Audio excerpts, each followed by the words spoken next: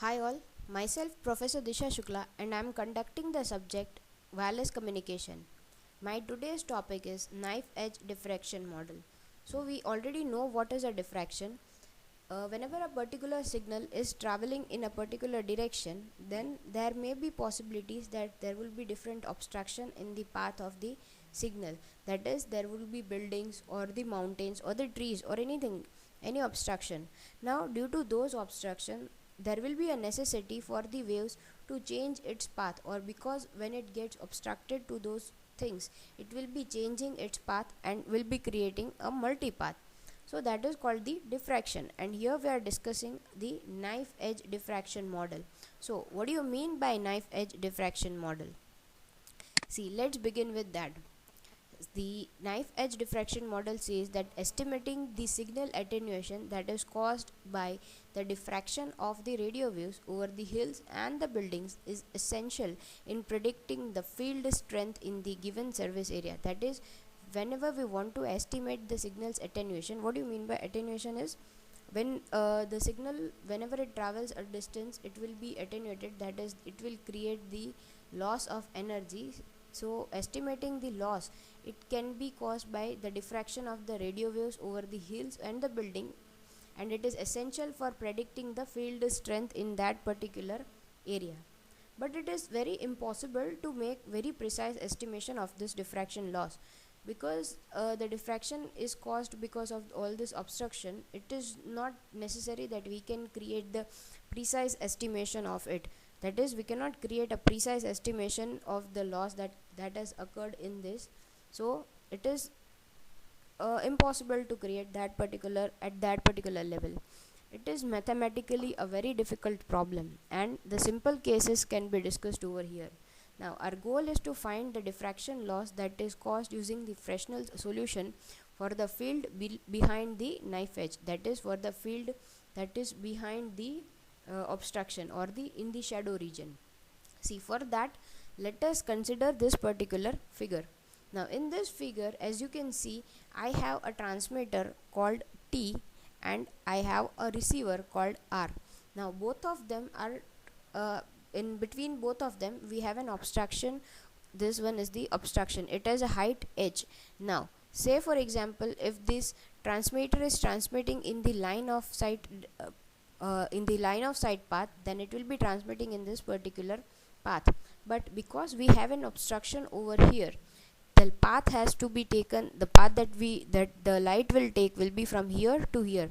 Now, whenever it goes from here, it will be obstructing with this object, and hence it will be changing its path and it will be going to the receiver.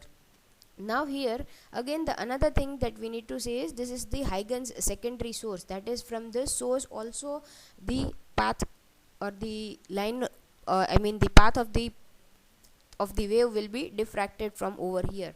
And here this R, that is my receiver, it is located in the shadow region. Why do we call it a shadow region? See, for example, here this is my transmitter, and because it is transmitting in this direction and I have an obstruction over here, the shadow of this obstruction will be in this particular portion. So we can say that my receiver or the receiver will be in the shadowed region. So moving further, see, consider the transmitter and the receiver that will be separated in the free space as we have seen in the figure. Now, an obstructing screen of effective height h with infinite width is placed between the two at a distance d1 from the transmitter and at a distance d2 from the receiver. Now, it is apparent that the wave propagating from the transmitter to the receiver via the top of the screen travels a longer distance than in a direct line of sight. That is, what does it mean is, see, the signal that will be going from T to R, if there was no obstruction in between them, then it would have taken the line of sight path, and that path will be less than the diffracted path, that is this particular path. Obviously, the distance traveled by the wave in this path is more than this. So here we are assuming that the height h is greater than d1 and d2, and h is very high than d1 and h is very high than d2, then the difference between the direct path and the diffracted path will be calculated over here, and that difference is called the excess path length, that is delta. That is the difference between the path from this to this minus the distance that will be taken if it was a direct wave. See, this is my diffracted wave and this is my direct wave. So if it would have, the wave would have traveled in the diffracted, the wave would have traveled the diffracted wave, then it would have taken this particular path, and if it was a direct, then it would have taken this path. Now the difference between the two is called the excess path length delta, and we are calculating the excess path length delta here. And for calculating the excess path length, we have simplified that particular figure over here. Now here I have two right angled triangles, the one is this one and the another is this one, and I want to calculate the path difference, that is the difference of this minus this. So delta is equal to P1 plus P2 minus D1 plus D2. Now because this is an equilateral triangle, or sorry, not an equilateral, it is a right angled triangle, with the hypotenuse theorem we can say that P1 square is equal to H square plus D1 square, and P2 square is equal to H plus D2 square. Now P1 is equal to we can say that it will be equal to under root of D1 square plus H square, and P2 is the under root of D2 square plus H square. So D1 is equal to P1 is equal to D1 square plus H square whole raised to 1 by 2, and now removing the D1 from this bracket, D1, when we remove this, here we get 1 plus H square upon D1 square raised to 1 by 2, that is equal to D1 plus H square upon 2D1.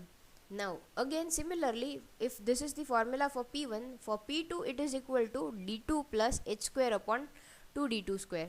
Therefore delta is equal to our delta, that is the path difference, is equal to P1 plus P2 minus D1 plus D2, and substituting the values of P1 and P2 in this, we get D1 plus H2 plus H square upon 2D1 plus D2 plus H square upon 2D2 minus D1 minus D2, and that will be again simplified as H square upon 2D1 plus H square upon 2D2. Now again removing H square upon 2 common from this equation, we get H square upon 2 into the bracket 1 plus D1 plus 1 upon D2, and therefore the change, the excess path delta is equal to here 2 pi delta upon lambda, so that will be equal to pi H square upon lambda into D1 plus D2 upon D1 D2, that is we have taken the LCM of this particular bracket. So this is how the excess path or the path difference between the diffracted path and the direct path is calculated. Moving further, we can say that consider the receiver at a point R located in the shadowed region, that is in the diffraction zone. We have seen what is the shadowed region. Now the field strength at the point R is a vector sum of the fields due to all the secondary Huygens source in the plane above the knife edge, and the electric field strength ED of the knife edge diffracted wave can be given by this particular formula. And here E0 is equal to the free space field strength in the absence of both the ground and the knife edge.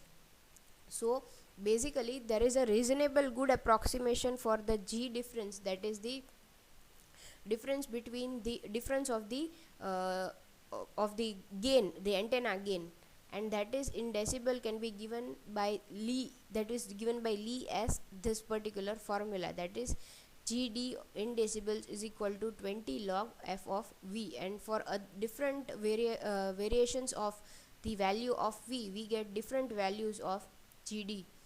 So this is all about the knife edge model, and basically the knife edge diffraction gain can be represented in this by this particular graph, that is the Fresnel's diffraction parameter V, and the knife edge diffraction gain GD can be plotted in this graph, and it can be calculated using this. So in this, as I said, in this particular equations, this is how the Fresnel's diffraction is related to the knife edge model, and this is how both of them differ, where V is the Fresnel's value and GD is the knife edge diffraction gain, and this is how both of them can be plotted in a graph. So this is all about the knife edge diffraction model, and knife edge diffraction model basically gives us a particular difference, that is the difference between the diffracted path and the direct path. That is, if the wave would have traveled in the same line of sight path, then it would have traveled less distance as compared to the diffracted wave, and because of that we can calculate what is the difference between the two paths.